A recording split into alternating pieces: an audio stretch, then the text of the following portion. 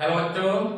तो मेरे प्यारे बच्चों, कल जो है कि हम लोगों ने 11th के लिए फर्स्ट चैप्टर जो कि यूनिट एंड मेजरमेंट था, उसका पहला टॉपिक जो था हम लोगों को उसके बारे में हम लोगों ने स्टडी किया, जो कि था साइंस और फिजिक्स का डिफिनेशन। ओके, तो बेटा आज के वीडियो लेक्चर के माध्यम से आज के वीडियो लेक्चर के माध्यम से हम लोग देखेंगे कि यूनिट क्या होता है, यूनिट के कुछ टाइप्स के बारे में डिस्कस करेंगे और डिफरेंट सिस्टम्स ऑफ यूनिट को देखेंगे। ओके, तो चलो आप लोग 9th में पढ़े होंगे, फिर भी 11th में है सिलेबस में, इसको थोड़ा सा एक बार रिकैप कर लीजिए। आइए चर्चा करते हैं यूनिट के विषय में। यूनिट क्या है? यूनिट क्या है? तो बड़ा बढ़िया बात है, यूनिट को थोड़ा समझते हैं। अब कल के बाद है, ठीक है, हम अभी अपने गांव मनियारी में है, मनियारी से भी आप लोगों का जो है ये वीडियो लेक्चर तैयार कर रहे हैं। ठीक, तो एक आदमी क्या बोला, अरे बाप रे 5 हाथ लंबा सांप देखिए वो आदमी ने सांप को नाप दिया। कैसे नाप दिया? अपने हाथ से नाप दिया। मतलब सांप की लंबाई कितना हो गया? 5 हाथ। हाथ क्या हो गया? यूनिट हो गया। ठीक है, मम्मी लोग खाना बनाती है, चावल नापती है, कुछ से चावल मेजर करती है, हाँ, डब्बा से चाहे ग्लास से, वो क्या हो गया? यूनिट हो गया। ठीक है, तो किसी भी फिजिकल क्वांटिटी को मेजर करने के लिए, है ना, किसी भी फिजिकल क्वांटिटी को मेजर करने के लिए हम लोग एक स्टैंडर्ड चुनते हैं। क्या चुनते हैं बेटा? एक मानक राशि चुनते हैं, उसी को हम बोलते हैं उसका यूनिट। ठीक है, जैसे अभी कुछ देर पहले एग्जांपल दिए, फिर एक आदमी बोल रहा था, अरे बाप रे बाप 5 हाथ लंबा भूत खड़ा देख लिए, मतलब वो भूत को हाथे से नाप दिया। समझे कि नहीं? तो कहने का मतलब किसी भी फिजिकल क्वांटिटी को मेजर करने के लिए बेटा जो स्टैंडर्ड चुनते हैं, जो मानक राशि चुनते हैं, उसी को हम लोग क्या बोलते हैं? मात्रक बोलते हैं। ठीक है, तो क्या लिखेंगे? हम लिखेंगे in order to major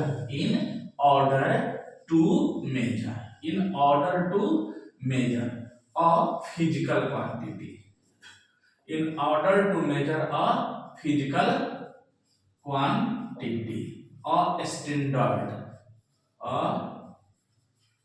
standard quantity of same kind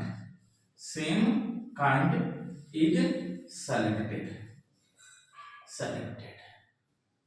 which is called unit of that physical quantity, unit of that physical quantity, unit of that physical quantity, unit of that physical quantity। Examples के तौर पर हम देखते हैं, examples के लिए देखते हैं बेटा, क्या देखते हैं? Unit of length, unit of length. Length का यूनिट क्या होता है? तो कहेंगे सर जी मीटर, और क्या होता है? फीट, और क्या होता है? Centimetre, etc। अगर आपसे पूछते हैं बताओ यूनिट ऑफ मास क्या होगा, तो sir ji unit of mass जो होगा वह क्या हो जाएगा? बोलो। हम लोग सुने हैं चावल खरीदने गए थे तो 2 किलोग्राम चावल खरीद लिए, मतलब यूनिट ऑफ मास क्या हो गया? किलोग्राम। और क्या हो गया? सर जी 550 ग्राम खरीदे, मतलब वो भी मास का ही आपका यूनिट है। ठीक है, मिलीग्राम, हाँ बिल्कुल, वो भी किसका यूनिट है? मास का यूनिट है। ठीक है, क्विंटल किसका यूनिट है? मास का यूनिट है। क्लियर है? तो मास मेजर करने के लिए जो यूनिट चुनते हैं वह कौन है? किलोग्राम है, ग्राम है ना, पाउंड है। ठीक है, etc। यूनिट ऑफ टाइम को मेजर करने के लिए हम लोग क्या क्या चुनते हैं? सर जी सेकेंड चुनते हैं, आवर चुनते हैं, मंथ चुनते हैं, डे चुनते हैं, है कि नहीं? etc। कहने का मतलब मेरे प्यारे बच्चों, तो हम लोगों ने क्या सीखा? यूनिट क्या है? तो सर जी किसी भी क्वांटिटी को अगर मापना हो, किसी भी फिजिकल क्वांटिटी को मेजर करना हो, तो उसी प्रकार का एक स्टैंडर्ड क्वांटिटी चुनते हैं। ठीक है, उसी को उसका क्या बोलते हैं? यूनिट बोलते हैं। समझे कि नहीं समझे? समझे कि नहीं समझे? बिल्कुल सर जी, समझ गए। तो यूनिट का कुछ यूनिट जो है, कुछ क्वांटिटीज जो है, उसका यूनिट के बारे में हम लोगों ने एग्जांपल के तौर पे समझा कि लेंथ को मापने के लिए मीटर, फीट, सेंटीमीटर। अब हमारे दादा लोग के समय में लेंथ जो माप लेते थे वो लोग कहते थे क्या, वो लोग लेंथ का वो लोग के समय जो है बोलते थे दूरी, बड़ा दूरी मापना है तो कोस का उपयोग करते थे, 3 कोस, 4 कोस, 5 कोस, माइल का उपयोग करते थे। समझे कि नहीं? तो सब क्या है, डिस्टेंस को मतलब मेजर करने के लिए हमारा यूनिट है। समझ रहे हो ना? बढ़िया। तो क्या सीखे, यूनिट क्या है? तो किसी भी फिजिकल क्वांटिटी को मेजर करने के लिए जो स्टैंडर्ड चुनते हैं, उसी स्टैंडर्ड को क्या कहते हैं बेटा? यूनिट कहते हैं। बहुत अच्छी बात। इंग्लिश में वही लिखे हैं, तो क्या लिखे हैं? In order to measure a physical quantity और standard quantity of same kind. Same kind वाला बात है, मतलब लेंथ को मापना है तो लेंथ के तरह का क्वांटिटी चुनेंगे, है कि नहीं? मास मापना है तो मास के तरह क्वांटिटी चुनेंगे, ठीक है? तो इस तरह से आपको यूनिट का डिफिनेशन मिला। कोई प्रॉब्लम? सर नहीं सर, सीख गए। यूनिट के बारे में हम लोगों को जानकारी मिल गई। थोड़ा सा और आगे बढ़ते हैं। सर जी आप जो पढ़ाए वो तो हम पहले ही से जानते थे। बिल्कुल बात सही है कि बचपन क्लास से ही, मतलब 7, 8 से ही ये सब बताया जाता है बच्चे को। फिर भी हमारे सिलेबस में था 11th के सिलेबस में, इसलिए थोड़ा सा चर्चा कर लेते हैं। अब आइए यूनिट के बाद हम देखते हैं, इसमें एक शब्द आया था फिजिकल क्वांटिटी। फिजिकल क्वांटिटी, चलो उसको भी देख लेते हैं। चलो भाई, फिजिकल क्वांटिटी क्या है? फिजिकल क्वांटिटी, फिजिकल क्वांटिटी क्या है? तो वही बात फिर से, वे सब क्वांटिटी जिन्हें मेजर कर सके, जिन्हें मापा जा सके। जितने भी क्वांटिटी है अगर आप उसको मापोगे, मापा जा सके वह क्वांटिटी, तो उसको हम क्या बोलेंगे? फिजिकल क्वांटिटी बोलेंगे। क्या बोलेंगे? Physical quantity. सर हम पढ़े हैं कि उसमें फिजिक्स का लॉ भी लगना चाहिए। बिल्कुल सही बात है भाई, बिना नियम के तो मापाएगा नहीं, लॉ तो इन्वॉल्व होबे करेगा ना। तो सिर्फ लिख दीजिए कि द क्वांटिटीज, क्या लिखेंगे मेरे प्यारे बच्चों? तो लिखेंगे कि sir ji the quantities which can be measured, which can be measured, which can be measured are called क्या? Physical quantity. बिल्कुल सही बात है। वे सब क्वांटिटी जिन्हें आप क्या कर सके? माप सके, नाप सके, उसको क्या बोलेंगे? Physical quantity. ठीक है, बढ़िया। तो हम लोगों ने क्या लिखा?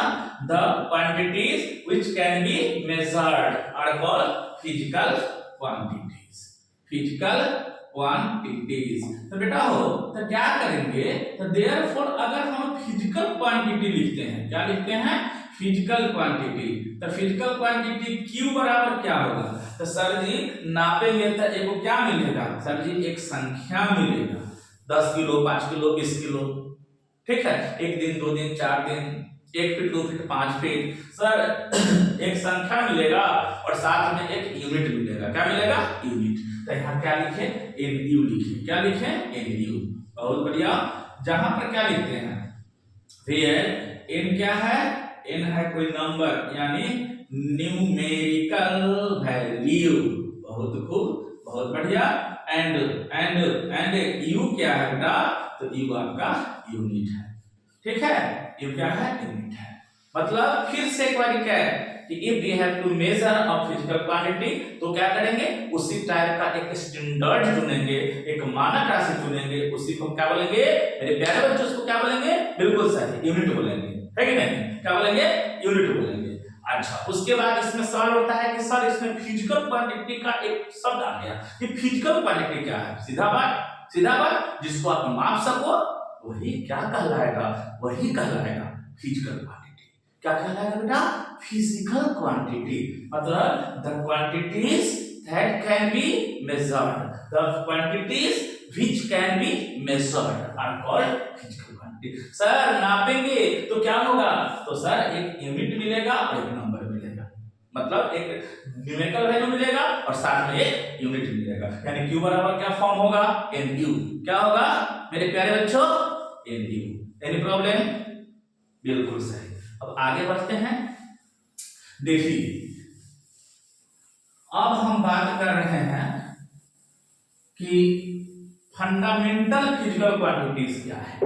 Fundamental, FUNDAMENTL,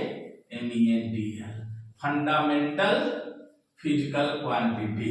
fundamental physical quantity नाम से ही जाहिर है, फंडामेंटल जो दूसरे पे डिपेंड नहीं करता हो, जो दूसरे पे डिपेंड नहीं करता है, वैसा फिजिकल क्वांटिटी जो दूसरे पर निर्भर नहीं करता हो, डिपेंड नहीं करता हो। सर जी हम लोग अपने पापा पे डिपेंड करते हैं, पापा कमा के खिलाते हैं, पैसा देते हैं, तब ना हम लोग के ट्यूशन पढ़ने आते हैं, है कि नहीं? तो सर हम लोग डिपेंडेंट है, हम लोग फंडामेंटल क्वांटिटी नहीं है। फंडामेंटल क्वांटिटी क्या है बेटा? तो वैसा क्वांटिटी जो दूसरे पे डिपेंड नहीं करता है, स्वतंत्र होता है। ठीक है, क्या होता है? स्वतंत्र होता है। हाँ बिल्कुल, वो दूसरा से मतलब नहीं रखता है, बेखौफ होता है ना, बढ़िया बात। मतलब उससे दूसरा मतलब रखता है, मतलब उससे दूसरा को मतलब है, लेकिन उसको दूसरा से मतलब नहीं है, मतलब सेल्फिश। अच्छा जो समझो, तो सीधा बात ये जानिए कि फंडामेंटल क्वांटिटी क्या है? तो सर वैसा क्वांटिटी जो दूसरे पे डिपेंड नहीं करता है। ओके, तो लिख लेंगे, क्या लिखेंगे मेरे प्यारे बच्चों? तो लिखेंगे sir ji those physical quantities, those physical quantities, those physical quantities which cannot be depend, which cannot depend, है ना, which cannot depend, those physical quantities which cannot depend upon any other physical quantity, है ना, quantity, those physical quantities which cannot depend upon any other physical quantity are called fundamental physical quantity, fundamental physical quantities। Sir ji example बताइए, जैसे हो गया example में लिखो, क्या लिखेंगे?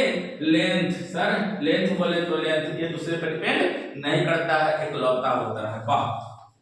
मास ये भी एकलौता होता है, ये भी दूसरे पर डिपेंड नहीं करता है। सर जी टाइम एकदम सही बोला बेटा, ये भी एकलौता होता है। चलो ईटीसी कर देते हैं, ईटीसी। और फंडामेंटल क्वांटिटी के जो यूनिट होते हैं, ठीक है, फंडामेंटल क्वांटिटीज के जो यूनिट होते हैं, उस यूनिट को हम बोलते हैं फंडामेंटल यूनिट। क्या बोलते हैं? Fundamental unit. तो हम लिख सकते हैं कि unit of fundamental physical quantities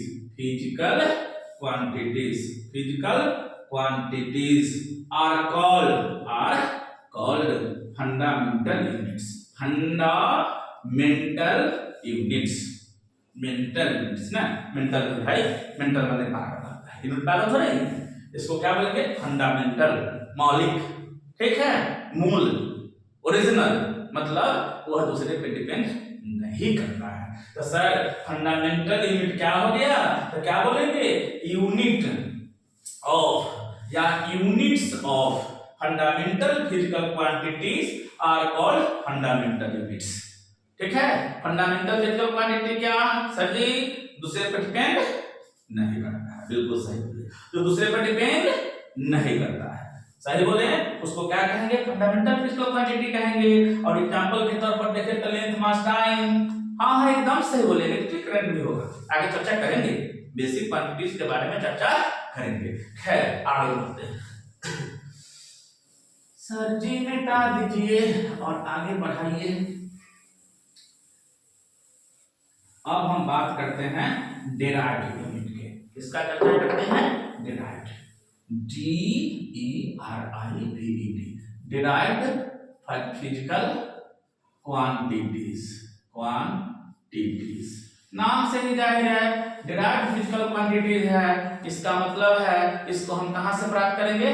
fundamental physical quantity से प्राप्त करेंगे। तो क्या लिखेंगे sir ji? The physical quantities. क्या लिखेंगे मेरे प्यारे बच्चों?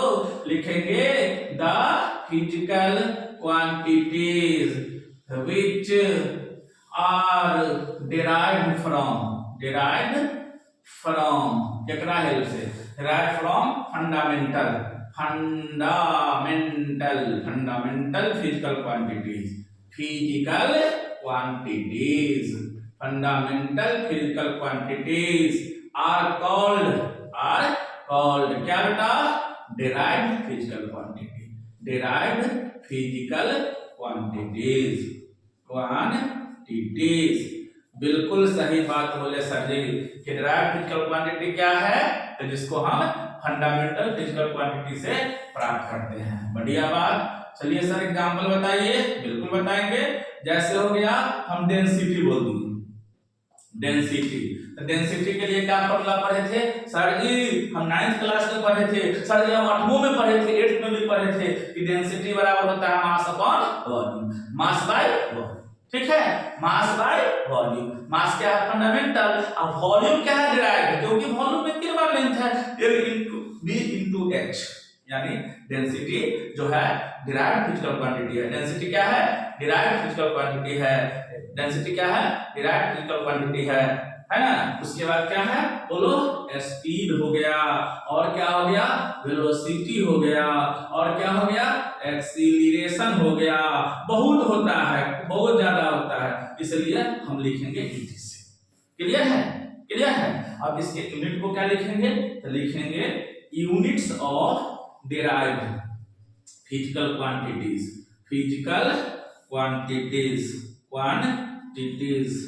are called derived units। इसमें किसी को कोई दिक्कत, कोई प्रॉब्लम नहीं सर? आगे बताइए। चलो बेटा, तो 11th में हम लोग क्या देख रहे हैं, यूनिट एंड मेजरमेंट। बिल्कुल सही सर। अभी जो चीज आपने बताया हम तो पहले से ही जानते थे। हाँ बेटा, आपको आता है, हमको पता है, फिर भी इसको पढ़ना है क्योंकि 11th के सिलेबस में है। हमको रिवीजन करके फिर आगे बढ़ाना है सिलेबस को। चलो अब बात करते हैं सिस्टम्स ऑफ यूनिट। पहले के जमाने के लोग अलग अलग तरह के सिस्टम का उपयोग करते थे।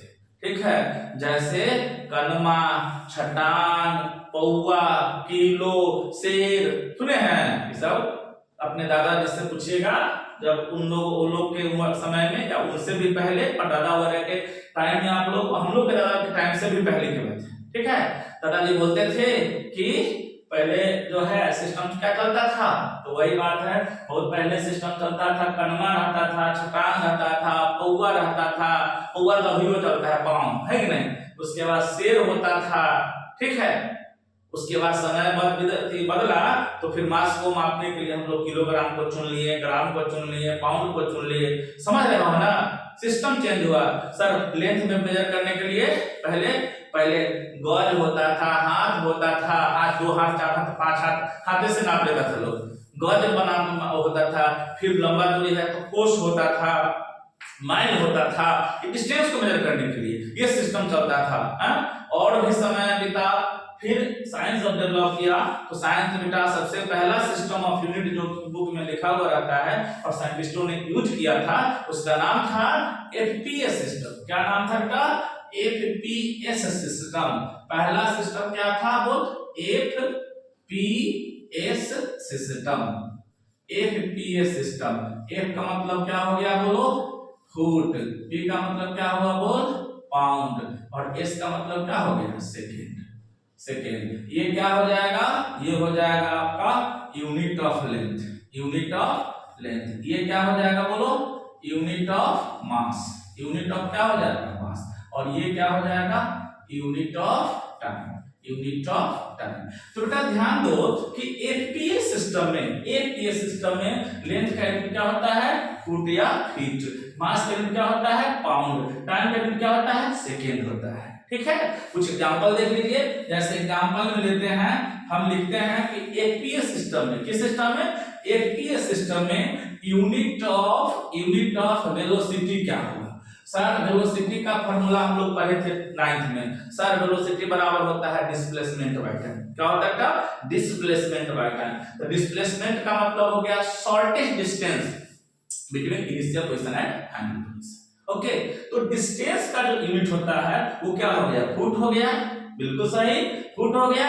अब टाइम का क्या हो गया, सेकेंड। यानी वेलोसिटी का यूनिट का मतलब लिखते हैं unit of displacement. Unit of क्या होता, डिस्प्लेसमेंट, डिस्प्लेसमेंट। अब बाय क्या हो जाएगा, बोलो फटाफट, यूनिट ऑफ टाइम। सर जी बढ़िया से समझ आ रहा है, बढ़िया बात है। डिस्प्लेसमेंट मतलब डिस्टेंस, शॉर्टेस्ट डिस्टेंस, डिस्टेंस मतलब लेंथ, और लेंथ का यूनिट क्या है, फुट या फीट। यानी लिखेंगे फीट और पर क्या होगा, सेकंड। मतलब एफपीएस सिस्टम में वेलोसिटी का यूनिट क्या हो जाएगा, सर जी फीट पर सेकंड। बहुत खूब। अगर पूछेंगे कि unit of acceleration, acceleration, acceleration, sir acceleration का यूनिट क्या हो जाएगा, तो पढ़े थे एक्सेलरेशन बराबर क्या होता है बेटा, तो velocity by time, velocity by time, velocity by time. तो unit of velocity by unit of time. तो वेलोसिटी के लिए क्या है कि सेकंड को ऊपर ले जाएंगे तो क्या हो जाएगा, फीट सेकंड के पावर -1। टाइम के लिए क्या हो गया, सेकंड, यानी ये मिलेगा फीट पर सेकंड के स्क्वायर, फीट पर सेकंड के स्क्वायर। ठीक है, याद रखिएगा एफपीएस सिस्टम में जो जी का मान होता है, acceleration due to gravity, acceleration due to gravity. जब ऐसी सभी किताब बनाइएगा तो कुछ क्वेश्चन एफपीएस सिस्टम में भी है। ठीक है, तो जी का मान उस समय क्या रखेंगे, बोल रखेंगे 32 फीट पर सेकंड स्क्वायर, 32 फीट पर सेकंड स्क्वायर। ओके, आगे बढ़े, आगे बढ़े, चलो तो आगे इसको बढ़ाते हैं, पढ़ने दे, क्या पढ़ेंगे, चलो इतने पढ़ना जरूरी हो, चलो आज के लिए बस।